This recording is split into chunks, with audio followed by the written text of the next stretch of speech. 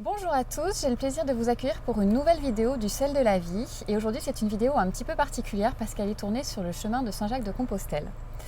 Et aujourd'hui j'ai le grand plaisir d'accueillir Iris qui vient ici nous faire un témoignage, mais je la remercie énormément car elle va nous parler d'un sujet très sensible, il s'agit de l'inceste. Bonjour Iris. Bonjour Aurélie. Iris, est-ce que tu peux te présenter en quelques mots? Alors oui, je suis Iris, nomade plus ou moins depuis 2 ans dans une période de transition de vie, la fameuse transition du milieu de la vie. Et je reviens pour la 3e fois ici sur le chemin de Saint-Jacques-de-Compostelle. Et c'est une période aussi, qu'est-ce que je peux dire qui soit pas en lien avec le chemin. En tout cas, j'ai été prof de FLE pendant pas mal d'années. J'aime beaucoup écrire et la parole pour moi c'est très important. Donc j'étais très touchée à l'idée de pouvoir te faire confiance et d'accorder aussi ma confiance à ceux qui écouteront. D'accord. Voilà. Tu as quel âge Iris? J'ai 42 ans. D'accord. Je vais sur mes 43 ans tout doucement. Ok, voilà. Très bien. Iris, est-ce que tu peux nous raconter ce qui s'est passé?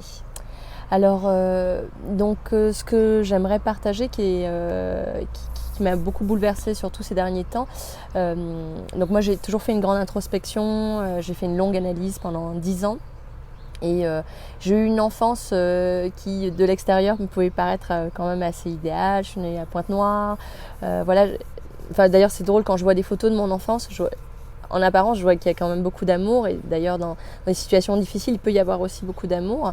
Mais je savais aussi qu'il y avait des choses très dures qui s'étaient passées dans ma vie et j'avais juste accès à certaines parties. Donc il y a des choses dont j'arrivais à parler et un certain nombre de situations qui m'ont amenée à être prise en charge par l'aide sociale à l'enfance.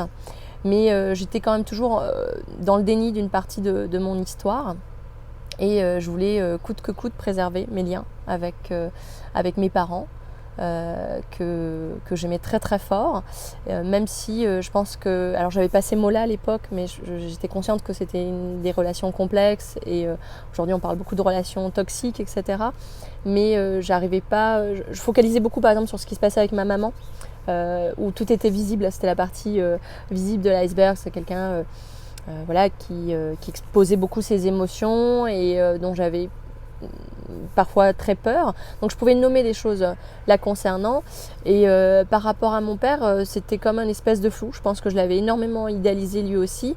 Qu'à un moment donné, il y a eu une rupture, mais que j'arrivais pas nécessairement à me figurer pourquoi. Et après, il y avait des petites choses dans ma vie qui, maintenant j'ai tout compris. C'est-à-dire qu'au mois de juin, il y a eu vraiment comme un pulse qui se reconstitue. Et j'ai compris toutes ces choses qui étaient vagues, floues, qui me dérangeaient depuis l'enfance, mais je me disais que c'était peut-être des choses d'enfant, ou mon imagination, notamment par exemple des craintes liées autour de mon sexe. Par exemple, j'étais incapable de dormir toute nue, j'avais des paniques la nuit, par exemple si j'avais pas une petite culotte, ou des choses comme ça. Mais voilà, je me disais que c'était peut-être des choses d'enfant et j'avais vraiment aussi peur qu'on introduise des choses dans mon corps, par exemple pendant le sommeil. Mais c'est passé. Et lorsque je suis arrivée à Paris très jeune, j'avais 15 ans et demi, j'ai énormément... je parlais de certains problèmes, mais j'enrobais tout ça toujours d'une couche assez douce parce que je les aimais et j'ai compris assez tard qu'en fait c'était mes seuls référents et je m'étais construit dans l'amour avec eux et donc du coup reconnaître leur tort réellement c'était souvent je prends l'image pour parler de moi, je dis c'est comme si j'avais dû amputer d'une partie de mon corps et ça il n'en était pas question quand j'étais plus jeune. Donc même quand j'étais prise en charge, je continuais à voir mon père et ma mère et à leur écrire, à leur dire que je les aimais. Par contre, ce qui a été très étrange dès le début, c'est que j'étais en relation très proche avec des personnes qui avaient été victimes d'inceste. Et je voyais bien qu'elles aimaient très fort aussi, par exemple une amie en particulier, très fort sa mère, qui était dans le déni de ce qu'elle avait vécu, une autre amie qui avait vécu de l'inceste avec son frère, qui l'aimait très très fort aussi. Et je voyais que ça me touchait profondément, mais je ne faisais pas le lien directement avec moi. Et quand j'ai commencé à aborder un peu ces questions-là en analyse, j'en parlais toujours comme un peu comme les violences psychologiques qu'on a tendance à relativiser parce qu'on se dit je me suis pas pris un coup de poing, ça se voit pas. Donc en fait, cette maltraitance psychologique, j'arrivais par exemple plus à la nommer, mais finalement je la minimisais parce qu'au fond j'avais pas été battue. Donc je me sentais toujours à part dans le foyer, j'avais l'impression qu'au fond, moi, mon histoire n'était pas si grave. Et quand on parlait d'inceste, moi j'avais plutôt l'impression que c'était un inceste psychologique, des ambivalences avec mes parents, des frontières qu'on n'avait pas établies clairement.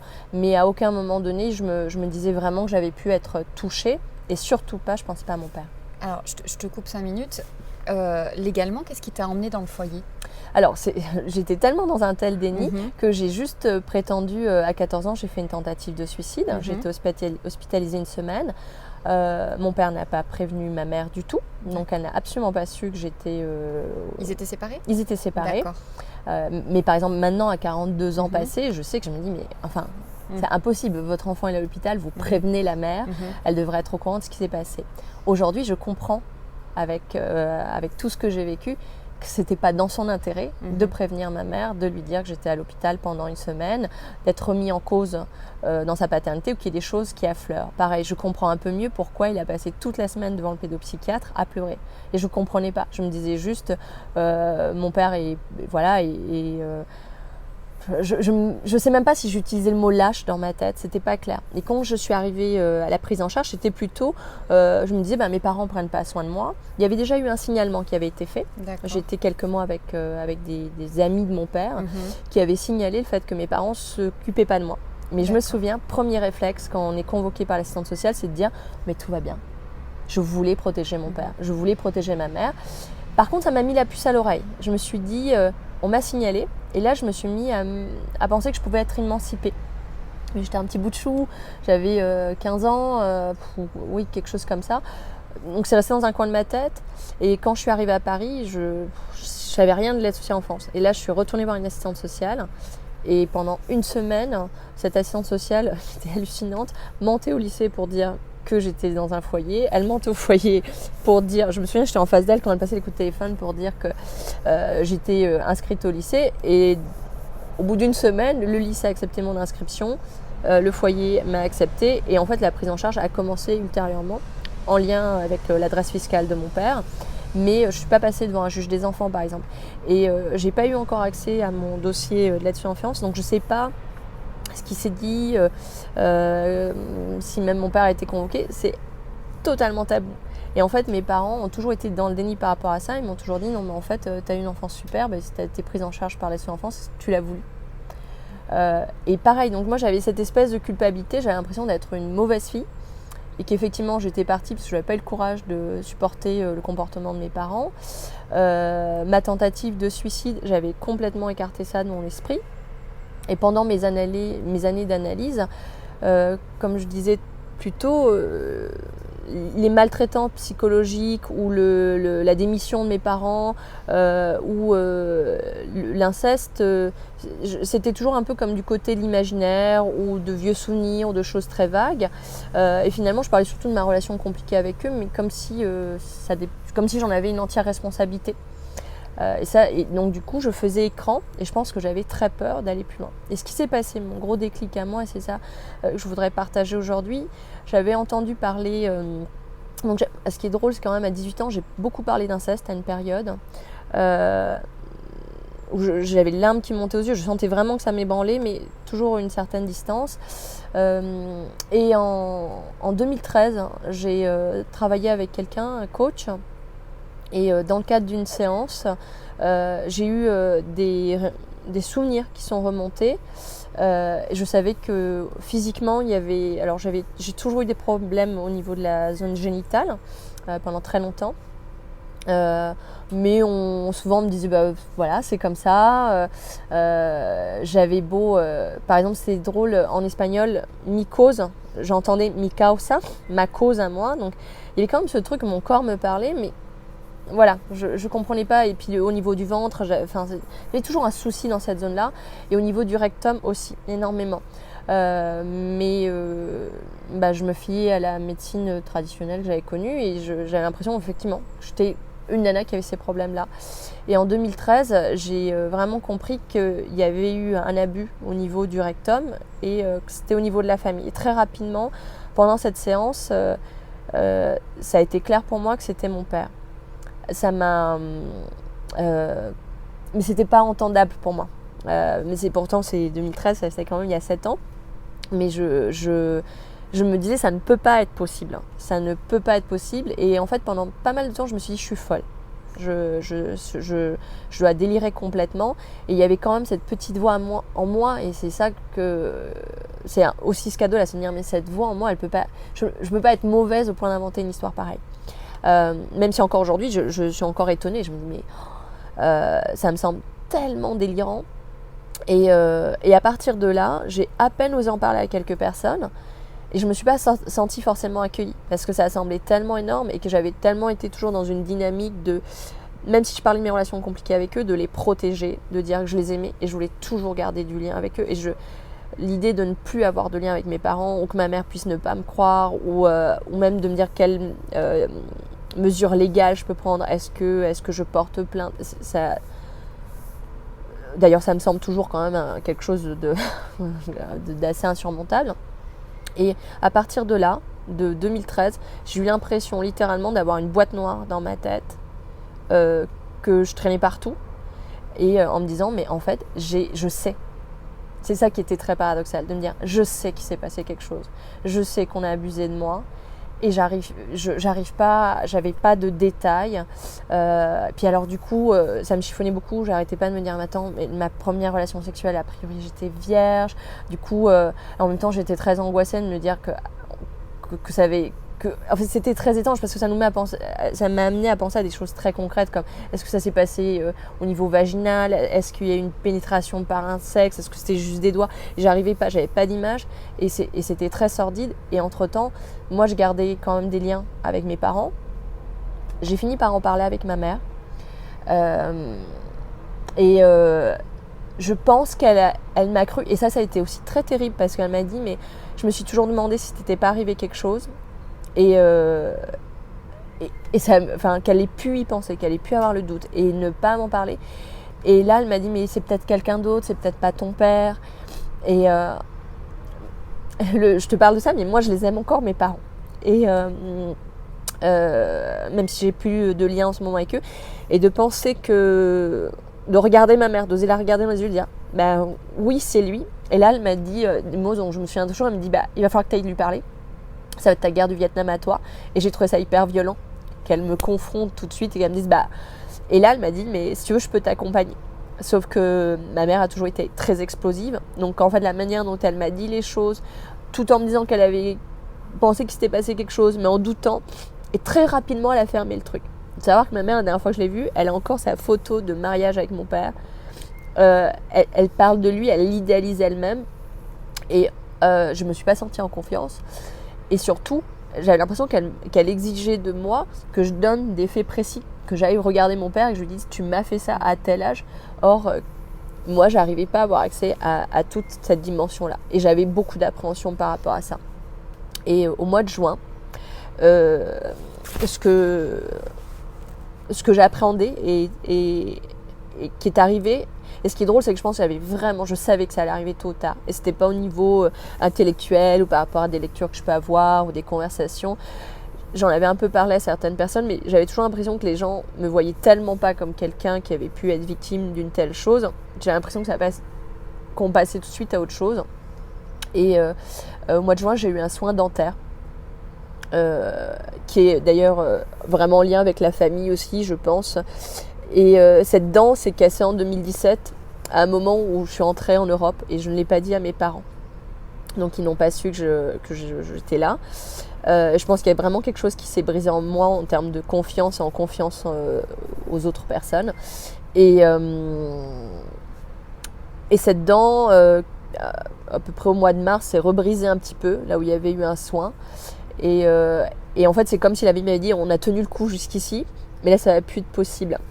Donc je prends rendez-vous chez le dentiste. Là il m'explique qu'il va devoir nettoyer la racine, etc. Et littéralement le sentiment que j'avais c'est on va devoir tuer ma racine, mes dents. Il m'a installée et là c'était qu'une succession d'images qui remontaient, mais des flashs très rapides d'intrusion, de pénétration, et j'avais mon père qui revenait tout le temps.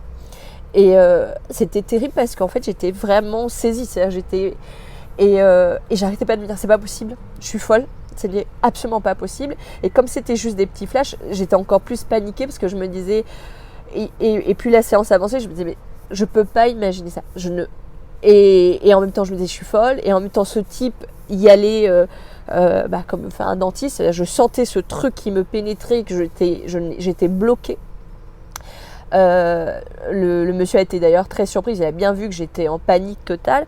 Et j'avais prévenu que j'avais un peu peur du dentiste. Mais à ce moment-là, je me suis dit, mais en fait, j'ai déjà eu des soins dentaires. Ça n'a rien à voir. Là, pour le coup, j'ai vraiment su que je n'étais... En fait, j'ai commencé à basculer dans ce truc de très simple, d'avoir confiance en moi, de me dire, c'est pas moi qui imagine des choses. Et quand je suis sortie de là, j'ai à nouveau refermé. Enfin, il y a quelque chose qui s'est refermé parce qu'il fallait que je me tienne debout. Et le soir, tout revenait. Et en fait, pendant, je pense, 24-72 heures, j'étais dans un tourbillon de tout qui se agençait. Je comprenais tout ce qui s'était passé de compliqué dans mon intimité, dans ma sexualité, dans tous ces symptômes chroniques que j'avais eus. Pourquoi au niveau du rectum, littéralement, cette zone était problématique pour moi. Et pas juste en lien avec ma mère, mais vraiment en lien avec mon père. Et j'ai pas arrêté d'avoir des crises de panique. Je ne pouvais plus rien faire toute seule. Donc je suis hyper fière aujourd'hui d'être là, aussi à nouveau sur le chemin. Donc il y a 2 jours, j'ai dormi en tente toute seule et vraiment, voilà, je suis contente de ça. Mais j'ai aussi, par exemple, alors il y a des choses qui vont se faire avec le temps, mais voilà, j'ai compris aussi beaucoup de choses qui étaient complexes vraiment autour de ça, de ma sexualité. Et là, j'ai plus de doute. En fait, à partir de cette séance, ce soin dentaire, où tout est ressorti, il n'y a eu plus de doute de c'est arrivé. Mon père m'a vraiment touchée. Et là, en fait, il y avait petit à petit, par exemple, j'ai compris pourquoi il n'avait pas prévenu ma mère quand j'étais hospitalisée à 14 ans pour ma TS. J'ai aussi compris tout ce déni, pourquoi je les avais protégés. Enfin, et surtout, j'ai compris aussi tout ce malaise que je ressentais aussi en présence de mon père, alors que j'avais envie de le toucher, de contact. En fait, ce qui m'a aidée, j'ai fait une longue analyse et je me suis demandé, est-ce que plusieurs choses. Est-ce que je porte plainte? Est-ce que je recontacte ma mère? Qu'est-ce que je vais faire à partir de maintenant avec ça? Et puis surtout, j'étais très inquiète parce que j'arrivais pas à mettre un âge en fait. J'arrivais pas à... Parce que plus grande, je savais que ça s'était pas arrivé.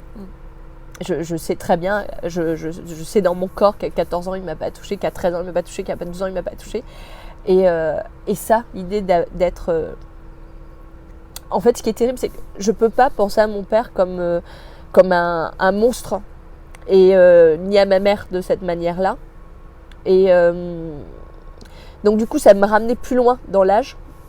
Et en fait, tout de suite, j'ai eu le réflexe et j'ai trouvé... Quand je suis sortie du dentiste, très rapidement, je me suis dit, il faut que je demande de l'aide. Je savais que les gens autour de moi ne pouvaient pas m'aider. Et là, j'ai pris rendez-vous en fait avec une ostéopathe à qui, pour la première fois de ma vie, j'ai pu dire, j'ai été victime d'abus sexuels quand j'étais enfant. Tout est revenu. Et là, j'ai eu des soins dentaires qui ont été très durs et j'ai besoin de soutien. Mais j'ai besoin de soutien physique. Donc ça a été assez étonnant. J'ai pas demandé d'aide psychologique. J'ai eu tout de suite ce truc, c'est mon corps qui a besoin d'aide. D'accord. Et elle m'a dit, je vais t'aider tout de suite. Elle m'a fait des soins. Un deuxième soin et elle m'a dit, je pense qu'il faudrait que tu aies un soin pour te nettoyer. Et donc elle m'a renvoyée vers une naturopathe énergéticienne. C'est drôle parce que j'étais tombée sur son site, mais j'avais pas pris le rendez-vous, donc j'avais peut-être besoin qu'il y ait quelqu'un qui me guide vers ça. Et là, j'ai rencontré cette femme extraordinaire qui s'appelle Christine Cordereau à Clermont-Ferrand, qui m'a accueillie et qui m'a permis d'arrêter de me dire que je suis folle en fait. Elle m'a permis d'avoir cet espace. C'est pas elle qui l'a dit, c'est moi-même. J'ai su à ce moment-là, voilà, mon savoir est vrai et j'ai pu savoir à quel âge. Ça, je pense que c'était très important pour moi. J'arrivais pas à me situer dans le temps par rapport à ça. Je sais aussi où ça s'est passé. J'arrive à me dire maintenant ça s'est passé à tel endroit. Et en fait, à partir de là, il y a quelque chose qui s'est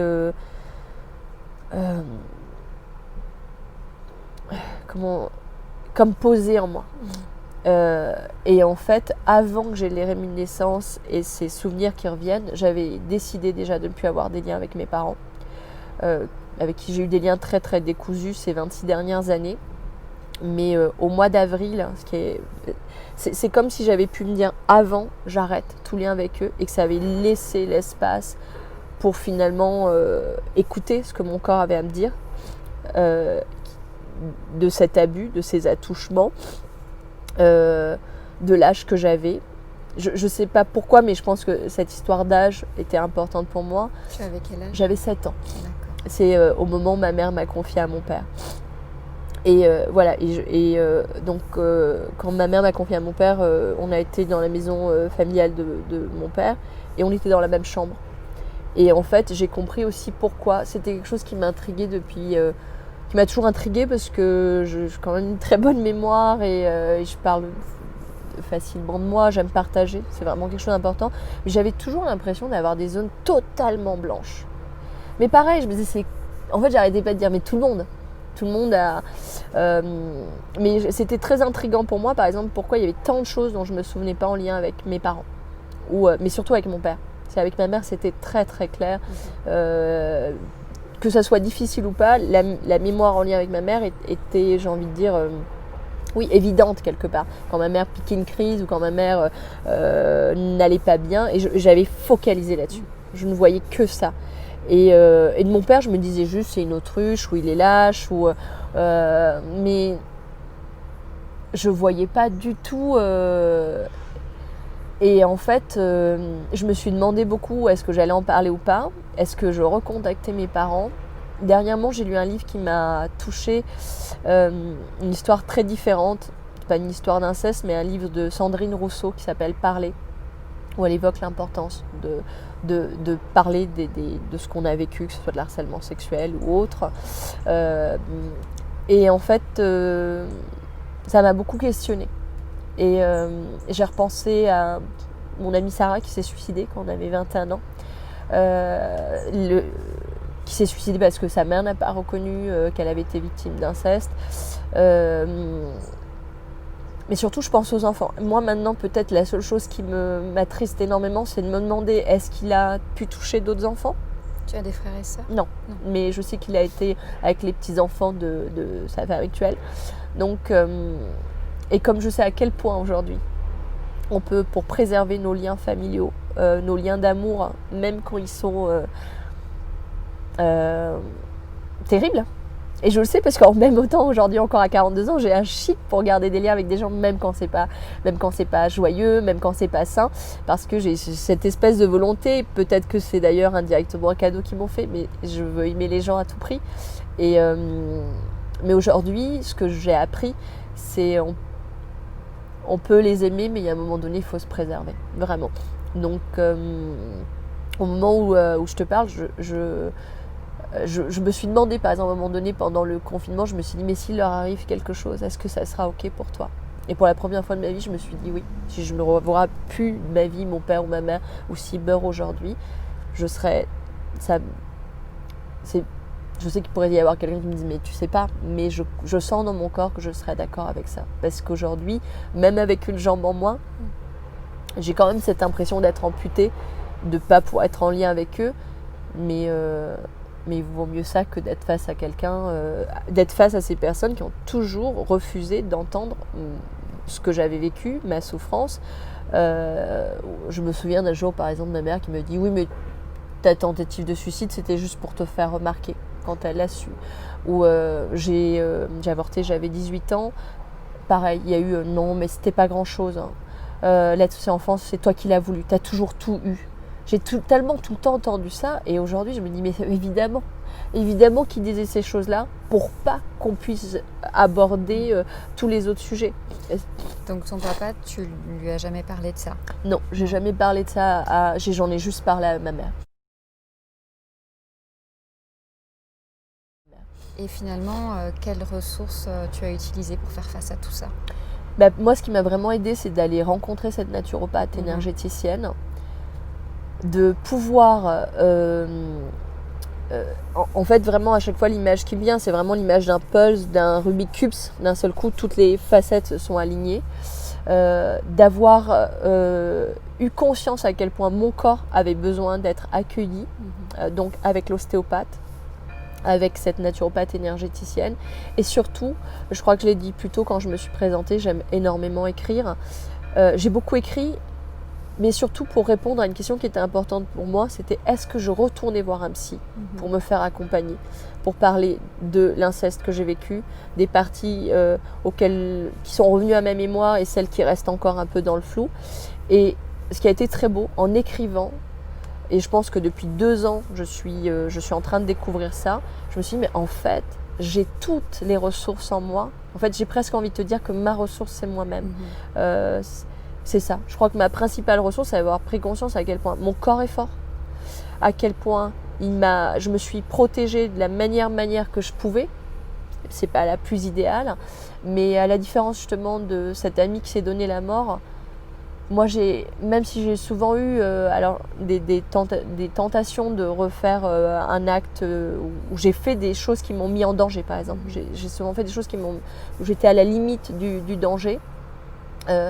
Mais ma ressource, c'est moi. Je crois que malgré tout, je m'aime assez pour me dire, par exemple, que j'ai une amie qui m'a fait un très beau cadeau cet été. Donc ça, c'est une ressource aussi. C'est une amie qui s'appelle Camille. Et je lui ai dit que je me sentais impuissante et un peu lâche de ne pas pouvoir passer au-dessus de ça et de pardonner. Parce que je pense que j'aspire à un grand pardon. Et elle m'a dit, c'est tout le contraire, Iris.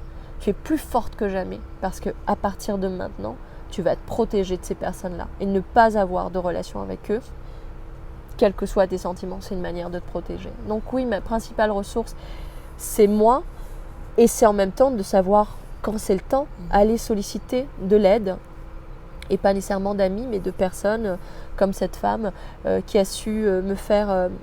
donc il y a eu ce soin par la parole, il y a eu une grande écoute en face à face, elle m'a fait tirer des cartes, qui m'ont vraiment parlé. Elle m'a fait un soin avec des pierres et elle a utilisé aussi le pendule. Et elle m'a fait ce cadeau quand je suis partie de me redonner totalement ce pouvoir-là. C'est-à-dire quand je suis partie, je crois que j'ai su intimement, et à la fois que je pourrais la revoir, mais en même temps que c'était plus nécessaire. Et tu dirais au jour d'aujourd'hui que cette expérience t'a appris quelque chose ? Que mon savoir est vraiment important, que cette fameuse petite voix dont on entend parler souvent, elle m'a appris que j'ai une très belle intuition, de ne plus jamais en douter. Et surtout, je pense qu'elle est en train de me mettre sur un chemin qui est de cesser de vouloir aimer à tout prix. J'ai pas à me sacrifier, j'ai pas à me donner en pâture, j'ai pas à aimer quelqu'un à tout prix, et surtout qu'on peut aussi aimer à distance. Je souhaite le meilleur à ma maman, par exemple. Elle me manque beaucoup, mais je lui souhaite le meilleur. Et cet homme qui est mon père, j'ai eu une période où après ça je parlais de géniteur. Finalement, je pense que je continue à dire que c'est mon père, mais j'ai appris aussi que je peux lui souhaiter... Aujourd'hui, je lui souhaite plus meilleur. Je lui souhaite d'être honnête avec lui-même et de se pardonner lui-même. Voilà.